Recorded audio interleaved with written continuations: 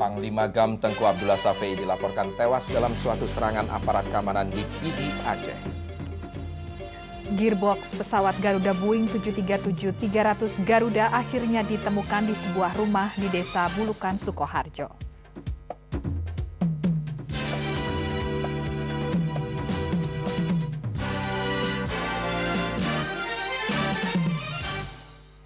Selamat malam pemirsa, kita jumpa lagi melalui Seputar Indonesia untuk hari ini, hari Rabu 23 Januari 2002 bersama saya Ade Novin. Dan saya Atika Suri. Pemirsa, Ade akan menyampaikan laporan pertama. Silakan. Baik, Tika. 7 anggota Gerakan Aceh Merdeka atau GAM tewas dalam penyerangan yang dilakukan aparat keamanan di Desa Menasah, Sarah Panjang, Kecamatan Jinjing, Bandar Baru, Kabupaten Pidi, Selasa kemarin. Aparat keamanan meyakini salah seorang yang tewas adalah Panglima GAM Tengku Abdullah Shafii. Dandim Pidi Letkol Supartodi menyatakan selain Abdullah Shafii, korban tewas lainnya diyakini sebagai Aisyah Umar, istri pertama Abdullah Shafii, Tarmidi Ahmad, Usman Abdullah, Mahfud, serta 2 anggota GAM lainnya yang belum diketahui identitasnya. Ketujuh jenazah saat ini berada di Rumah Sakit Umum Sigli. Juru bicara GAM, Tengku Amri yang dihubungi sore tadi mengaku belum memperoleh informasi. Ia berjanji tidak akan menutup-nutupi bila benar Tengku Abdullah Shafii tewas. Menurut Dandim Pidi, di saku Abdullah Shafii ditemukan dokumen berupa surat dari Perdana Menteri Aceh Merdeka Malik Mahmud. Selain itu, aparat juga menemukan 3 pucuk senjata laras panjang AK-45 berikut 339 butir peluru, sepucuk Minimi 462, yakni sejenis senjata laras panjang, beserta 462 pelurunya, 1 handphone satelit, dan kacamata yang diduga milik Abdullah Shafii. Keluarga Abdullah Shafii petang tadi sudah tiba di Rumah Sakit Sigli dan meminta jenazahnya untuk dibawa pulang dan dimakamkan. Kapolri Jenderal Dai Bahtiar menegaskan Mabes Polri telah mengirim 2 orang perwira ke Filipina berkaitan dengan tertangkapnya warga negara Indonesia Fatur Rahman Al-Ghozi yang diduga aparat keamanan Filipina sebagai anggota jaringan teroris Al-Qaeda. Usai sidang kabinet terbatas siang tadi, Dai menjelaskan pengiriman kedua wakil dari Korserse Mabes Polri adalah untuk berkoordinasi dengan Filipina agar diperoleh keterangan mengenai Fatur Rahman. Menurut informasi Kedubes Indonesia di Filipina, Fatur Rahman memiliki 2 paspor, yaitu paspor Filipina dan Indonesia. Pihak kepolisian saat ini juga tengah menyelidiki nama Fatur Rahman di Madiun, Jawa Timur untuk menyelidiki apakah Fatur Rahman yang dimaksud benar-benar yang tertangkap di Filipina. Sumber di Mabes Polri menyebutkan saat ini Fatur Rahman ditahan di kamp militer Filipina. Ia baru bisa ditemui setelah ada rekomendasi dari Kementerian Kehakiman Filipina.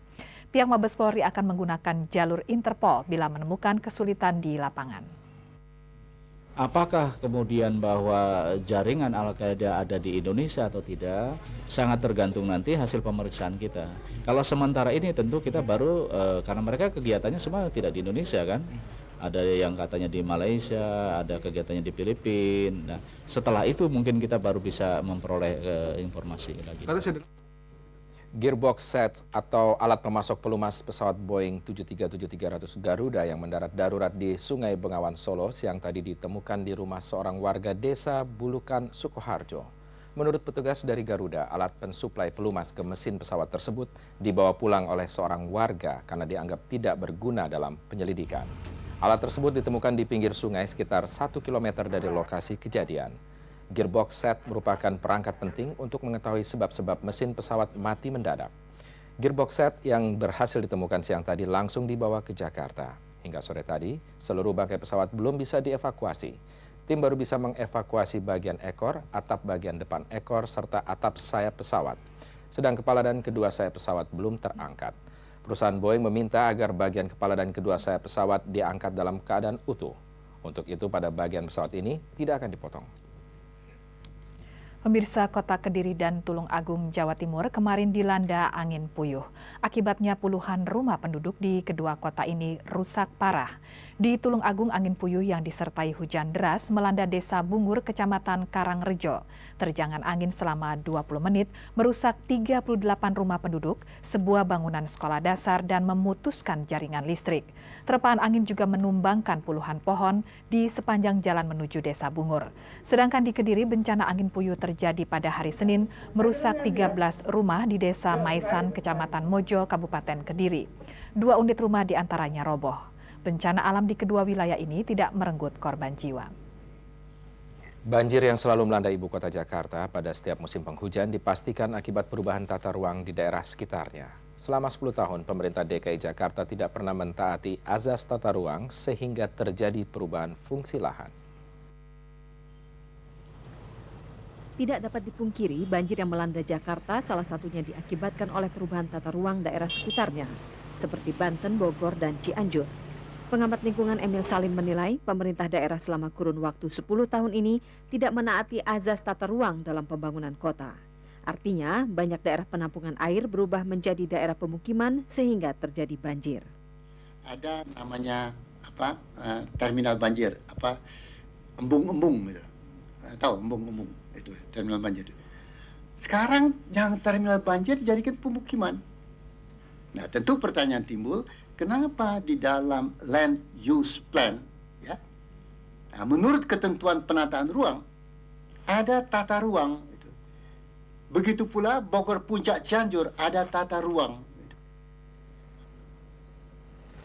Bila Pemda tidak mengindahkan tata ruang, Emil khawatir dalam 2-3 tahun mendatang banjir akan menjadi masalah utama di Jakarta. Hal senada disampaikan Menteri Negara Lingkungan Hidup Nabil Makarim.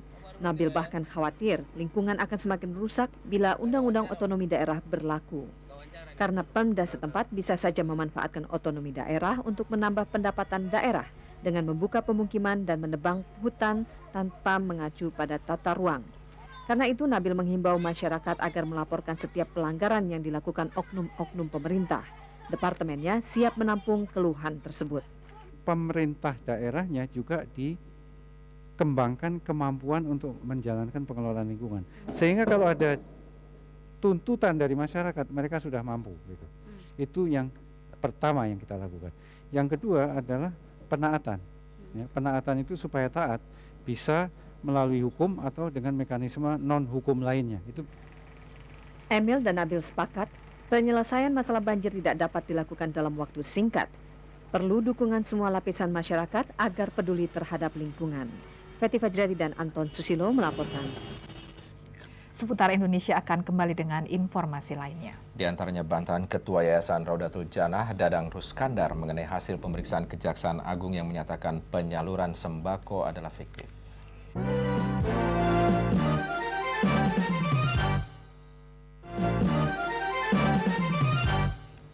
Ketua Yayasan Raudatul Jannah Dadang Ruskandar membantah hasil pemeriksaan Kejaksaan Agung yang menyatakan penyaluran sembako kepada masyarakat di 5 wilayah melalui yayasannya adalah fiktif.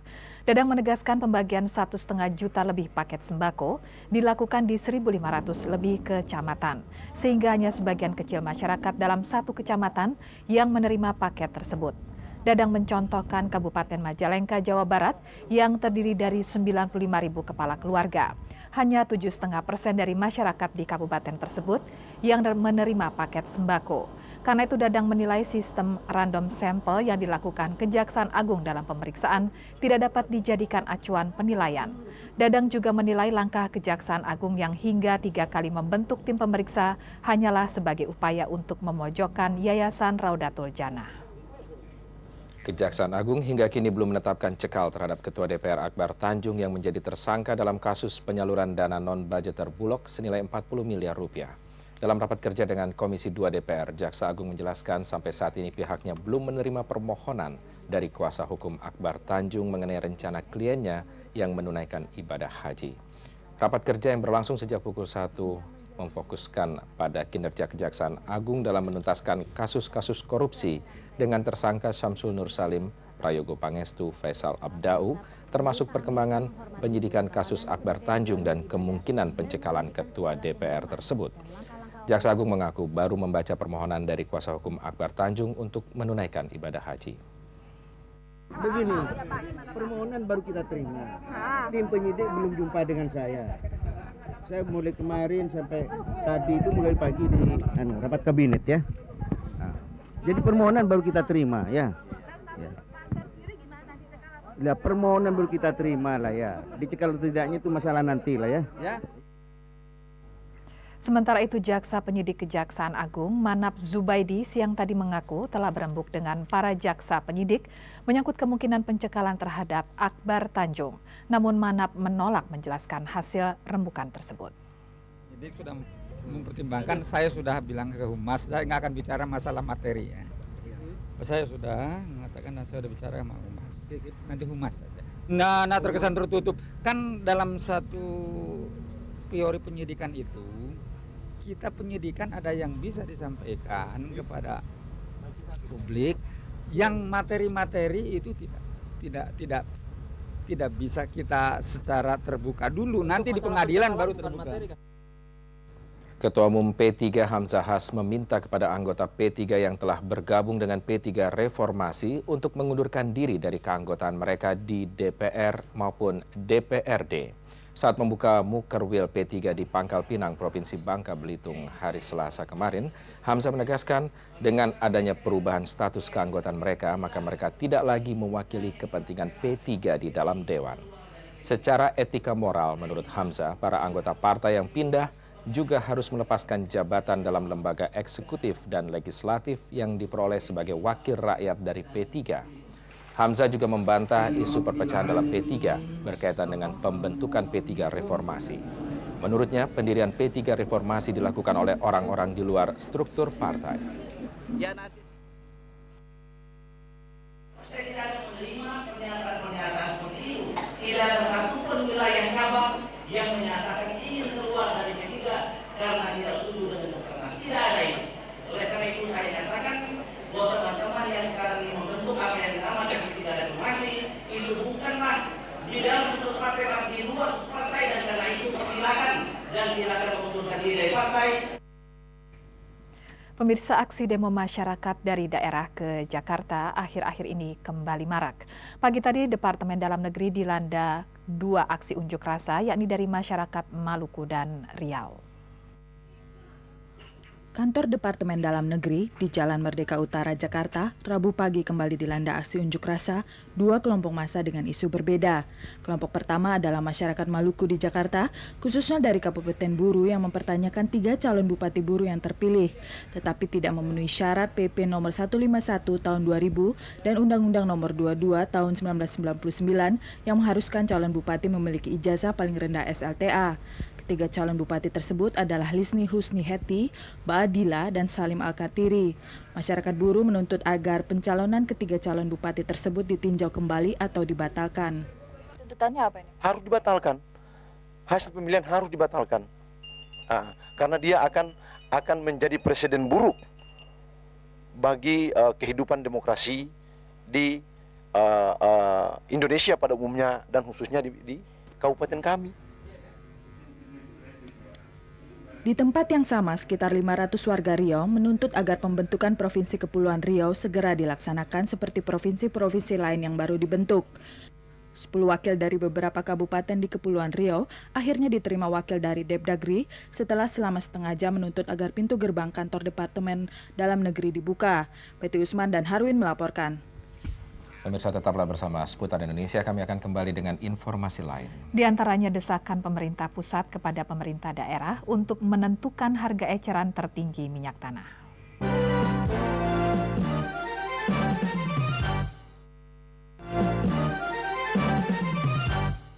Pertamina akan mengenakan sanksi berupa penutupan usaha bagi pangkalan yang menjual minyak tanah dengan harga eceran tertinggi atau HET di atas ketentuan Pemda setempat. Sikap Pertamina untuk menutup pangkalan yang bandel ini dikemukakan Tuti Anggraini, pejabat sementara Deputi Direktur Pemasaran dan Niaga Pertamina sore tadi di Jakarta. Tuti menjelaskan sanksi yang akan diberikan oleh Pertamina kali ini lebih berat dari sanksi yang pernah diberikan sebelumnya. Pertamina selama ini hanya mengenakan sanksi berupa pemotongan alokasi bagi pedagang yang menjual minyak di atas harga eceran tertinggi. Sesuai ketentuan harga eceran tertinggi atau HET minyak tanah di wilayah DKI Jakarta sebesar Rp760, sementara untuk Jawa Barat Rp740 dan Rp750 untuk Sumatera Selatan, serta Jawa Tengah sebesar Rp760. Harga eceran tertinggi ini berlaku untuk radius sekitar 40 km dari depot Pertamina terdekat. Pemerintah pusat mendesak pemerintah daerah untuk segera menentukan harga eceran tertinggi atau HET minyak tanah agar harga jual bisa dikendalikan. Menteri Energi dan Sumber Daya Mineral Purnomo Yusgiantoro meminta para gubernur di setiap provinsi agar menentukan harga eceran tertinggi minyak tanah di daerah masing-masing untuk bisa mengendalikan harga minyak tanah. Menurut Purnomo, surat perintah penentuan harga sudah disampaikan sebelum pemerintah mengumumkan kenaikan harga BBM.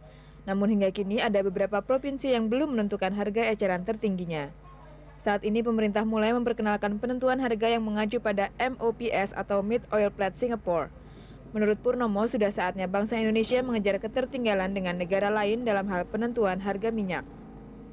Bahwa yang kita pakai itu adalah harga dasarnya saja. Ya, coba kalau sekarang kita lihat di seluruh ASEAN, ya, kita ini sekarang ketinggalan. Ya, di dalam pelaksanaan daripada mekanisme harga pasar ini, kalau kita lihat itu tetap walaupun kita memakai harga pasar internasional, tetapi retailnya itu di ASEAN itu masih lebih tinggi dari di Indonesia, kita lebih kurang. Jadi walaupun harga dasarnya itu sama dengan menggunakan harga dasar internasional, tapi pada waktu ke retail kita masih lebih rendah. Purnomo menambahkan rendahnya harga minyak di dalam negeri karena warga Indonesia harus membayar pajak sebesar 5%, sementara di negara lain mereka harus membayar lebih mahal. Dengan penetapan MOPS, maka harga minyak di Indonesia akan berfluktuasi mengikuti perkembangan harga minyak internasional.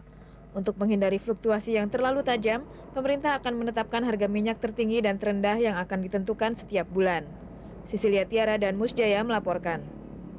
Menteri Tenaga Kerja dan Transmigrasi Yaakob Nuawea optimis pemerintah Malaysia tidak akan membatasi tenaga kerja Indonesia di negaranya menyusul terjadinya bentrok antara aparat keamanan Malaysia dengan TKI Indonesia beberapa hari lalu.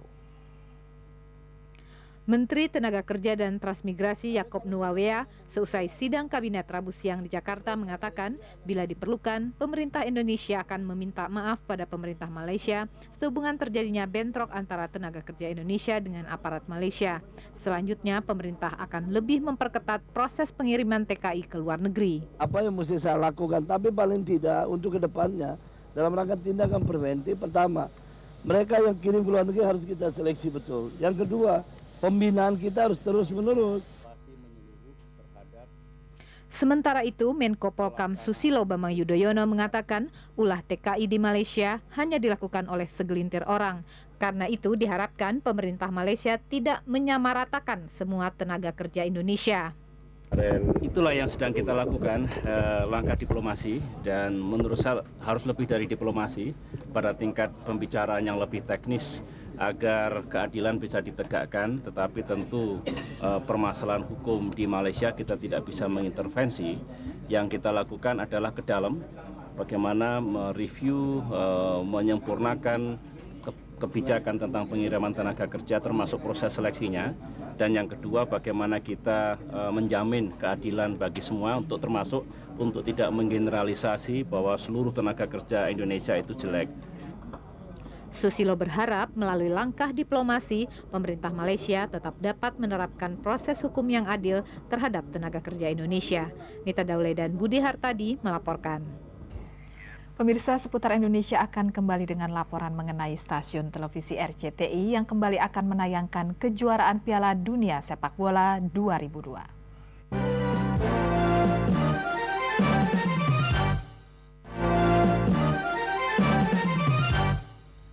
Pemirsa, setelah 4 kali berturut-turut menayangkan pertandingan Piala Dunia sejak tahun 90, RCTI kini kembali akan menghadirkan Piala Dunia 2002 mulai tanggal 31 Mei hingga 30 Juni mendatang. Sebagai saluran resmi pertandingan Piala Dunia yang diadakan pertama kalinya di Asia, yakni Korea dan Jepang, RCTI memiliki akses luas untuk mewawancarai para bintang Piala Dunia dan selalu berada di barisan terdepan dari seluruh pertandingan. Rencananya, RCTI akan menayangkan 45 dari 64 pertandingan yang diikuti 32 tim mancanegara di 20 stadion Jepang dan Korea.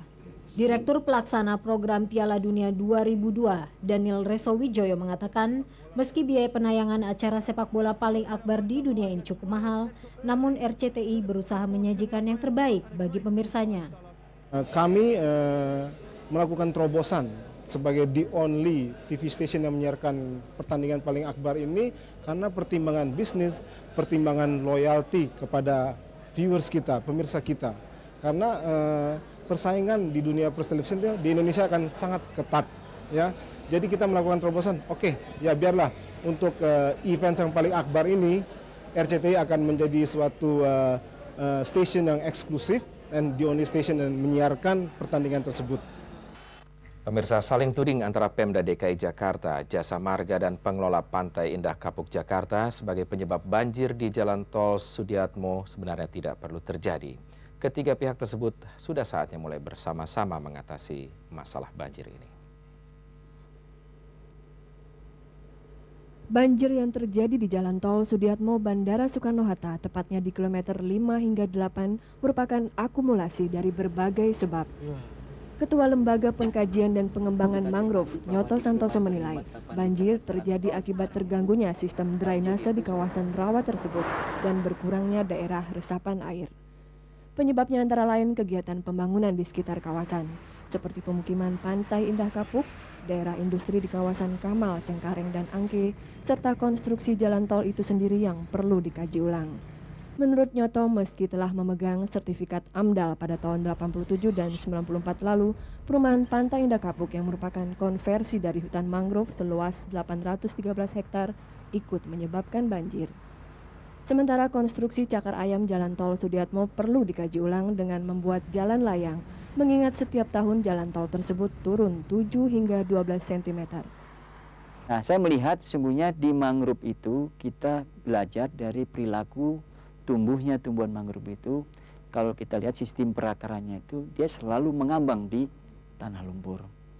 Nah, mungkin kalau ahli konstruksi itu belajar dari sistem perakaran mangrove itu, maka akan ketemulah kira-kira konstruksi jalan apa kira-kira yang cocok untuk daerah rawa itu. Sementara itu, Gubernur DKI Jakarta Sutioso mengaku pihaknya terus berusaha mengatasi banjir di Jakarta, antara lain melalui proyek pembangunan banjir Kanal Barat yang menelan dana 1,3 triliun rupiah. Kita saya kira nggak perlu saling menyalahkan, karena memang sudah dilakukan AMDAL dulu zaman sebelum saya kan, ya sudah memenuhi. Nah sekarang kewajiban developer itu sudah apa belum? Misal membuat panjang itu kalau belum yang harus dilakukan. LPP Mangrove meminta Pemda DKI Jakarta, Jasa Marga, dan pengelola Pantai Indah Kapuk untuk ikut menangani banjir di Jalan Tol Sudiatmo. Jika tidak, dikhawatirkan banjir akan menggenangi seluruh ruas Jalan Tol Sudiatmo. Eliusin dan Akmal Yusmar melaporkan. Pemirsa, informasi tadi mengakhiri jumpa kita malam ini. Dari Studio 5 RCTI Kebonjeruk Jakarta, saya Atika Suri. Dan saya Donovit beserta seluruh tim redaksi Seputar Indonesia mengucapkan terima kasih atas perhatian dan kebersamaan Anda. Selamat malam, sampai jumpa dan sampai jumpa.